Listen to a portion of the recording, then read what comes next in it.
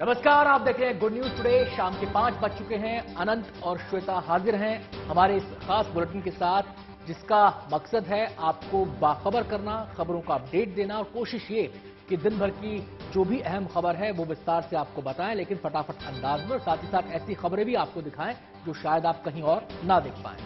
और ये भी हमारी पूरी कोशिश रहती है कि उन खबरों को हम इस बुलेटिन में खास करके रखें जिनसे आपका सरोकार है। तो चलिए शुरुआत करते हैं खबरों की। सबसे पहले बात वीर बाल दिवस की कर लेते हैं। आपको बता दें कि देश भर में वीर बाल दिवस मनाया गया। इस खास मौके पर दिल्ली के मेजर ध्यानचंद स्टेडियम में आयोजित कार्यक्रम में प्रधानमंत्री नरेंद्र मोदी समेत बड़ी संख्या में लोग शामिल हुए।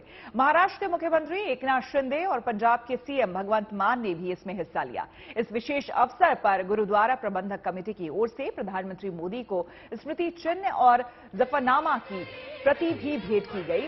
वीर बाल दिवस पर बाल कीर्तनियों ने शबद कीर्तन किया तो बड़ी संख्या में बच्चों ने मार्च पास्ट भी किया, जिसे प्रधानमंत्री मोदी ने हरी झंडी दिखाई। आपको बता दें कि इस साल 9 जनवरी को सिखों के 10वें और अंतिम गुरु गोविंद सिंह जी की जयंती पर प्रधानमंत्री मोदी ने यह ऐलान किया था कि 26 दिसंबर को सिख गुरु के बेटों जोरावर सिंह और फतेह सिंह की वीरता को वीर बाल दिवस के रूप में मनाया जाएगा। बता दें कि गुरु के दोनों साहिबजादों ने अपने धर्म के लिए बलिदान देना कबूल किया था, लेकिन जो बोले सोहनियाल सत श्री अकाल के जयकारे के साथ धर्म परिवर्तन से साफ इनकार कर दिया था। वीर बाल दिवस हमें याद दिलाएगा कि शौर्य की पराकाष्ठा के समय कम आयु मायने नहीं रखती। वीर बाल दिवस हमें याद दिलाएगा कि 10 गुरुओं का योगदान क्या है, देश के स्वाभिमान के लिए सिख परंपरा का बलिदान क्या है। वीर बाल दिवस हमें बताएगा कि भारत क्या है, भारत की पहचान क्या है। वीर बाल दिवस पर देश भर के गुरुद्वारों में विशेष कार्यक्रम आयोजित किए गए। इसमें असम से लेकर आम से लेकर खास तक सबने हिस्सा लिया। उत्तर प्रदेश के मुख्यमंत्री योगी आदित्यनाथ लखनऊ के गुरुद्वारे में पहुंचे, जहां उन्होंने छोटे साहिबजादों को याद किया। इस मौके पर सीएम योगी ने पगड़ी भी बांधी। वहीं भोपाल में मुख्यमंत्री शिवराज सिंह चौहान ने गुरुद्वारा पहुंचकर केवल 9 और 7 साल की उम्र में बलिदान देने वाले जोरावर सिंह और फतेह सिंह को याद किया। आपको बता दें कि पंजाब से लेकर दिल्ली और महाराष्ट्र समेत अलग अलग राज्यों में हर जगह वीर बाल दिवस पर विशेष कार्यक्रम आयोजित किए गए। पंजाब में फतेहगढ़ साहिब के गुरुद्वारा श्री ज्योति स्वरूप साहिब में अखंड पाठ साहिब से कार्यक्रम की शुरुआत हुई, तो महाराष्ट्र के नांदेड़ में भव्य शोभा यात्रा निकाली गई। इस मौके पर साहिबजादों को याद किया गया और उनकी वीरता को सलाम किया गया। और अब बात लोक संस्कृति के दिव्य रंग की। जी हां, अहमदाबाद में कांकरिया उत्सव शुरू हो चुका है। रविवार को कार्यक्रम का मुख्यमंत्री भूपेंद्र पटेल ने उद्घाटन किया, जिसके बाद रंगारंग कार्यक्रम से कलाकारों ने समा बांध दिया। आपको बता दें कि 31 दिसंबर तक चलने वाले इस कांकरिया कार्निवल की अद्भुत छटा देखते ही बन रही है। कार्यक्रम में राष्ट्रपिता महात्मा गांधी से जुड़ी यादों को भी मंच पर प्रस्तुत किया गया। इस कार्निवल में अगले 1 हफ्ते तक laser show, yoga, food festival के अलावा बच्चों के लिए भी कई प्रोग्राम होंगे। 2008 से हर साल अहमदाबाद में कांकरिया कार्निवल मनाया जा रहा है। इस बार की theme Gandhi bridge to Atal bridge है। इस कार्यक्रम के जरिए अहमदाबाद शहर की ऐतिहासिक यात्रा का वर्णन भी किया जाएगा। आपको बताएं कि अहमदाबाद म्युनिसिपल कॉर्पोरेशन ने इस कार्निवल को लेकर बड़ा फैसला लिया है। ये अब 6 बजे शुरू होगा और रात 10 के बदले 9 बजे ही बंद हो जाएगा। कोरोना को लेकर यह फैसला लिया गया है। इस कार्यक्रम में आने वालों के लिए मास्क पहनना और सोशल डिस्टेंसिंग का ख्याल रखना जरूरी किया गया है।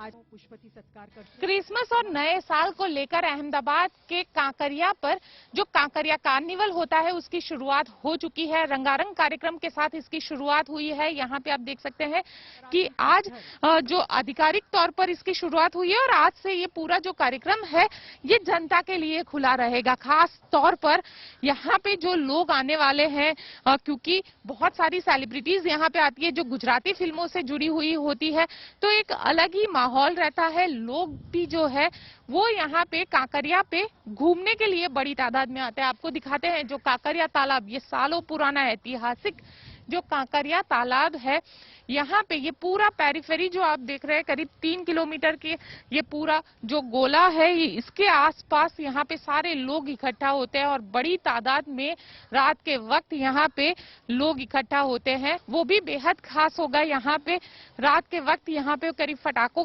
फोड़े जाते हैं और जो अलग अलग गुजराती सेलिब्रिटीज है, जो सांस्कृतिक लोक संगीत के गायक है, वो सारे लोग यहाँ पर आते हैं। गोपी घांगर, गुड न्यूज टुडे। और अब बात मुंबई की, जहां एक आर्ट फेस्टिवल चल रहा है। 3 महीने तक चलने वाला ये फेस्टिवल समंदर और मछुआरा समाज पर आधारित है। इसके जरिए बताने की कोशिश हो रही है कि मुंबई के विकास में समंदर और मछुआरा समाज का क्या योगदान है। स्टार्ट इंडिया फाउंडेशन के इस फेस्टिवल का आयोजन ससून डॉक में किया गया है। इस फेस्टिवल में एक से बढ़कर एक कलाकृतियां देखने को मिल रही हैं। आपको बता दें, इसमें करीब 60 कलाकार हिस्सा ले रहे हैं जो अपनी बेहतरीन कला को प्रदर्शित कर रहे हैं। इस आर्ट फेस्टिवल के तहत लैंडमार्क म्यूरल्स,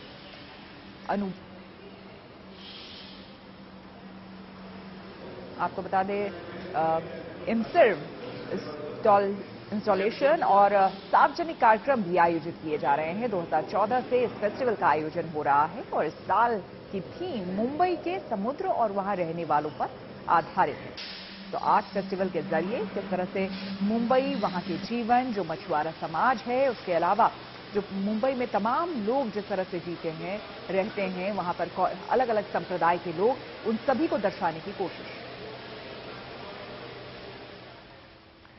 चलिए बढ़ेंगे आगे, रुक करेंगे अगली खबर का। आपको बता दें कि BHU यानी कि वाराणसी हिंदू यूनिवर्सिटी में फूलों की खुशबू बिखर रही है। असल में इस यूनिवर्सिटी के संस्थापक महामना मदन मोहन मालवीय की 161वीं जयंती पर फूलों की प्रदर्शनी का आयोजन किया गया। 3 दिनों तक चलने वाले इस प्रदर्शनी में 700 प्रतिभागियों ने हिस्सा लिया। आपको बताएं कि इस फूल प्रदर्शनी में केवल फूलों को अलग अलग तरीके से सजाया ही नहीं गया, बल्कि फूलों के जरिए भी शानदार सजावट की गई है। कहीं मूर्तियों को फूल आपको दिख जाएंगे, कहीं अलग अलग टेबल्स के ऊपर फूलों की अलग अलग किस्में आपको दिख जाएंगी। और जो फूल यहां पर प्रदर्शित किए गए हैं उनमें गुलाब है, रजनीगंधा है और हजारों किस्में इसमें फूलों की शामिल हैं। और इन फूलों की खुशबू से पूरा ये इलाका, पूरा ये प्रदर्शनी स्थल महक रहा है। इस प्रदर्शनी का आगाज होते ही बड़ी संख्या में फूलों के दीवाने यहां खींचे चले आए हैं। कोई अनूठे खुशबूदार फूलों को निहार रहा है, तो किसी ने फूलों के साथ सेल्फी ली है। और इन फूलों के साथ साथ आपको बताएं कि जो मौसमी सब्जियां हैं, फल हैं, उनको भी यहां प्रदर्शित किया गया है। प्रत्येक वर्ष मालवीय जी के जन्मदिन के अवसर पर यह मालवीय स्मृति पुष्प प्रदर्शनी आयोजित की जाती है और इस वर्ष भी ये बड़े धूमधाम के साथ मनाया जा रहा है। और इस बार इसमें करीब 700 प्रतिभागियों ने भाग लिया है और गुलदाउदी के करीब 25 किस्मों का संग्रह है इस बार। साथ ही साथ कोलियस और हरे पत्तियों का भी काफी बड़ी मात्रा में संग्रह आए हुए हैं इस बार। इसके साथ साथ तमाम तरह के फल और सब्जियों का भी प्रदर्शन किया गया है और कटे फूलों में गुलदाउदी और रोज के हजारों संग्रह यहाँ पे लगाए गए हैं इस बार। और कुछ नए फूल जैसे कि लिनियम, कार्नेशन, बर्ड ऑफ प्राइड और एंथूरियम, ट्यूबरोज, जरबेरा, इनका भी प्रदर्शन किया गया है। और इसी के साथ साथ वास्तुशिल्प में मालवीय जी के ऊपर इनका जो चित्र है उसका भी प्रदर्शन किया गया है। उत्तर प्रदेश के विधानसभा भवन को रंगीन रोशनी से सजाया गया। मौका था पूर्व प्रधानमंत्री अटल बिहारी वाजपेयी के जन्मदिन का। इस खास मौके पर लोकतंत्र की मजबूत धरोहर तिरंगे की रोशनी से जगमगाती दिखी। अलग अलग रंगीन रोशनी से चमचमाती इस इमारत ने सभी का ध्यान अपनी ओर खींच लिया। इस कार्यक्रम में राज्य के मुख्यमंत्री योगी आदित्यनाथ भी शामिल हुए। तो लखनऊ में ये देखने को मिला, रंगीन रोशनी से जगमग हुआ, तिरंगे के रंग में भी रंगा नजर आया ये भवन। सीएम योगी आदित्यनाथ ने इसका उद्घाटन किया। उत्तर प्रदेश विधानसभा को आप देख सकते हैं, बेहद खूबसूरत नजर आ रहा है। चीन और पाकिस्तान को मजबूती के साथ सबक सिखाने के लिए भारत सरकार अपनी सैन्य ताकत लगातार बढ़ा रही है। चीन के साथ सीमा विवाद और पाकिस्तान के साथ तनावपूर्ण संबंध के बीच केंद्र सरकार ने बड़ा फैसला लेते हुए प्रलय बैलिस्टिक मिसाइल खरीदने का फैसला किया है। रक्षा मंत्रालय ने एक बड़े फैसले में भारतीय सशस्त्र बलों के लिए लगभग 120 प्रलय बैलिस्टिक मिसाइलों की खरीद को मंजूरी दे दी है। इन मिसाइलों को चीन और पाकिस्तान के साथ लगती सीमा पर तैनात किया जाएगा। प्रलय बैलिस्टिक मिसाइलें 150 से 500 किलोमीटर तक के लक्ष्य को भेज सकती हैं। सबसे खास बात यह है कि इन मिसाइल्स को इंटरसेप्टर मिसाइल्स के माध्यम से पता लगा पाना दुश्मन के लिए बेहद मुश्किल है। प्रलय सतह से सतह पर मार करने वाली मिसाइल है। इंटरसेप्टर मिसाइलों को हराने में सक्षम बनाने के लिए इसे विकसित किया गया है। ये मध्य हवा में एक निश्चित सीमा तय करने के बाद अपना रास्ता बदलने की क्षमता रखती हैं, यानी कि इन्हें ट्रैक करना, ट्रेस करना और टारगेट करना काफी मुश्किल है।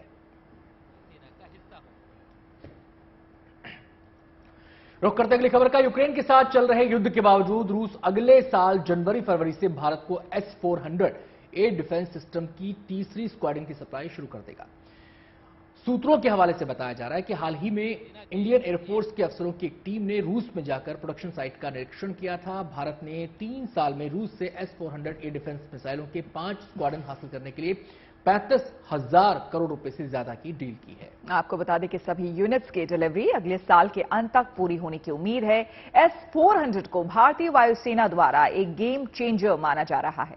S-400 air defence missile system है जो कई 100 किलोमीटर दूर से दुश्मन के विमान को तबाह कर सकता है। ये रक्षा प्रणाली 4 अलग अलग मिसाइलों से लैस है। ये मिसाइल जमीन से 100 फीट ऊपर उड़ रहे खतरे की पहचान कर सकता है। जाहिर सी बात है, ये अगर हमारे पास आ जाता है तो हमारी शक्ति दुगुनी हो जाएगी। और पंजाब के संगरूर जिले के एक गांव ने नए साल पर समाज कल्याण का एक बड़ा संकल्प लिया है। आपको बता दें कि यह संकल्प है नशा मुक्ति का। झाड़ू गांव की पंचायत और नौजवानों के बने क्लब ने इसकी पहल की है, जिसके तहत 1 जनवरी 2023 से गांव में ना तो कोई नशा करेगा और ना ही नशीला सामान बेच सकेगा। इसका उल्लंघन करने पर सख्त कार्रवाई की जाएगी। व्हाट्सएप ग्रुप के जरिए क्लब के सदस्य गांव में निगरानी रखेंगे। इसको लेकर गांव में बैनर भी लगाए गए हैं। तो इस समय आपको हम बताएं कि तस्वीरें जो इस समय टीवी स्क्रीन पर दिख रही हैं, ये वो तस्वीरें हैं जो पंजाब के उस गांव से जुड़ी हुई हैं। पंजाब में बढ़ते नशे के खिलाफ अभियान के तहत लोग अपने गांव को नशामुक्त गांव बनाने में जुटे हैं। इसमें सबका साथ भी मिल रहा है। दुकानदार भी नशे के सामान नहीं बेचने का संकल्प ले रहे हैं। हालांकि कोई ऐसा करता पाया गया तो उस पर 5,000 रुपए का जुर्माना लगाने के साथ ही 7 दिन तक दुकान बंद रखने का फैसला गांव वालों ने किया है। नशा मुक्ति के अलावा गांव वाले साफ सफाई से लेकर सिख इतिहास को लेकर जागरूकता, वातावरण साफ रखने की पहल भी कर रहे हैं।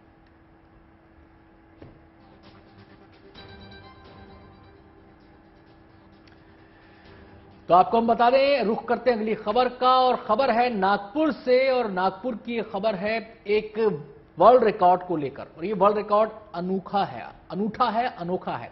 और इन तस्वीरों में आप उस वर्ल्ड रिकॉर्ड की पूरी प्रक्रिया को देख सकते हैं। दरअसल ये वर्ल्ड रिकॉर्ड बना है नागपुर में सब्जी बनाने को लेकर। अब आप सोचेंगे कि सब्जी बनाने से कोई कैसे वर्ल्ड रिकॉर्ड बना सकता है, तो आपको हम बताएं कि यहां पर 100-500 किलो सब्जी नहीं बनाई गई है, बल्कि एक बड़े से कढ़ाई के अंदर 5,000 किलो सब्जी यहां पर बनाई गई। नागपुर के फेमस शेफ विष्णु मनोहर ने यह रिकॉर्ड बनाया है। ये रिकॉर्ड है 5,000 किलो सब्जी बनाने का। हालांकि रिकॉर्ड विष्णु मनोहर के नाम दर्ज नहीं होगा, बल्कि ब्लाइंड रिलीफ एसोसिएशन के नाम दर्ज होगा। इस सब्जी को समरसता भाजी का नाम दिया गया है। खास बात यह है कि अटल जी के जन्मदिन के मौके पर बनाई गई इस सब्जी को देखने केंद्रीय मंत्री नितिन गडकरी भी यहां पर पहुंचे, जिन्होंने धनिया डालकर इसकी गार्निशिंग की। मुंडले इंग्लिश स्कूल की 25वीं सालगिरह भी मनाई गई, जिसमें 1200 बच्चों ने शिरकत की। इस सब्जी को Guinness book of world record में शामिल किया गया है। तो आप देख सकते हैं नितिन गडकरी को जब सब्जी बन गई तो ऊपर से गार्निश करने के लिए उन्होंने धनिया डाला। लेकिन देखिए 5,000 किलो सब्जी बनाना अपने आप में बहुत बड़ी बात है। ये समरसता सब्जी है। तकरीबन 1200 बच्चों ने अपने घर से सब्जी इकट्ठा करके यहाँ पर लाई है। और मुंडले इंग्लिश स्कूल, इनका ये 25वां साल है। और आज का दिन का महत्व एक और है कि 3-4 दिन पहले किसान दिवस हुआ था। ये सारों को ये जो समरसता सब्जी बनी, जिसमें सबका सहभाग है, इसका नाम समरसता रखा गया है। जिसमें गाजर है, आलू है, पनीर है, टमाटर है, मटर है और बाकी सारे मसाले हैं। 400 किलो तेल में इसका जो है तड़का लगाया गया और ये सब्जी जो भी डिस्ट्रीब्यूट हो रही है। कितने बच्चे द्वारा? ये तकरीबन 1200 बच्चों ने इसमें सहभाग लिया। बाकी स्कूल का सहभाग है, टीचर्स का सहभाग है और तकरीबन 25,000 लोग इसको खाएंगे। देखिए, कहा जाता है कि हम जैसा खाएंगे वैसा सोचेंगे और अच्छी सोच के लिए सात्विक खान पान जरूरी है। इसी सोच के साथ अहमदाबाद में सात्विक फूड फेस्टिवल का आयोजन किया गया। इसके अलावा इस आयोजन के पीछे की सोच ये भी है कि अलग अलग तरह के खान पान के साथ ही उसे बनाने की संस्कृति भी जीवन में आए ताकि उसे बढ़ावा मिले। इस बार फेस्टिवल में जम्मू कश्मीर के बारामूला जिला से सिक्किम से वेस्ट सिक्किम और नागालैंड से किफिरे के लोग खास कर आए हैं, जो वहां के सात्विक व्यंजन लेकर पहुंचे। उन्होंने अपने यहां के उत्पादों के स्टॉल लगाए और उसके बारे में लोगों को जानकारी दी।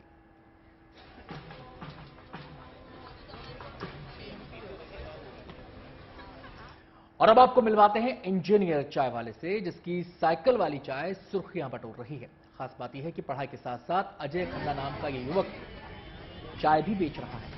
दरअसल इस चाय बेचने की शुरुआत इस युवक ने, जिसका नाम अजय है, स्टार्टअप के तौर पर की थी और अपने इस स्टार्टअप को अमली जामा पहनाया। मध्य प्रदेश के बड़वानी के रहने वाले अजय इंदौर में साइकिल के जरिए ये बिजनेस कर रहे हैं और साथ में 4 लोगों को रोजगार भी दे रहे हैं। बिल्कुल, आपको बता दें, इंजीनियरिंग की पढ़ाई करने वाले अजय ने शुरू में साइकिल पर चाय बेचनी शुरू की, लेकिन कुछ दिक्कतों के चलते उन्होंने एक दुकान किराए पर ले ली, जहां से अब साइकिल के जरिए चाय बेचते हैं। इसलिए अजय को लोग इंजीनियर चाय वाला के नाम से जाने लगे हैं।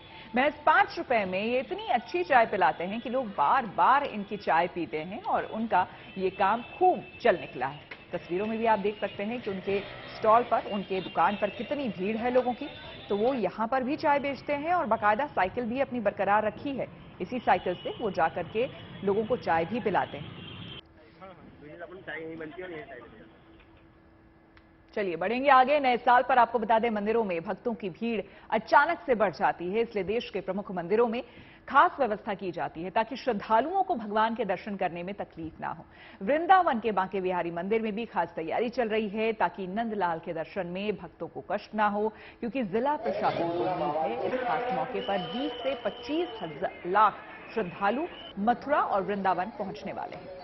आगरा रेंज के आईजी सुरक्षा व्यवस्था का जायजा लेने के लिए बांके बिहारी मंदिर पहुंचे और उन्होंने मंदिर समेत वहां आने जाने वाले रास्तों का भी निरीक्षण किया और पुलिस अधिकारियों को जरूरी निर्देश दिए। प्रशासन ने भक्तों की सुरक्षा का ध्यान रखते हुए मथुरा और वृंदावन को 4 जोन में बांटा है। आपको बता दें कि हर जोन को सेक्टरों में बांटा गया है और चप्पे चप्पे पर सीसीटीवी कैमरों से नजर रखी जा रही है। कैमरों की मॉनिटरिंग के लिए कंट्रोल रूम बनाया गया है। यही नहीं, यातायात व्यवस्था के साथ साथ पार्किंग को भी दुरुस्त किया जा रहा है। एक और खास बात, जो लोग यहां पर जाना चाहते हैं, खासकर नए साल के मौके पर, तो एंट्री और एग्जिट के लिए 2 अलग अलग गेट्स बनाए गए हैं। यानी जिस गेट से आप एंट्री करेंगे उससे आपको एग्जिट नहीं होगा और जिस गेट से आप एग्जिट कर रहे हैं वहां पर भी तमाम कंट्रोल की व्यवस्था की गई है। ऐसे में पुलिस और जो मंदिर प्रशासन है, वही लोगों को ये हिदायत भी दे रहा है कि अपना कोई कीमती सामान आप लेकर साथ ना जाएं, ना जूते चप्पल पहनकर जाएं, क्योंकि अगर आपने जिस गेट से आपने एंट्री की है वहां पर अपना सामान छोड़ा तो आपको घूम कर आना पड़ेगा, उस गेट से आपका एग्जिट नहीं होगा।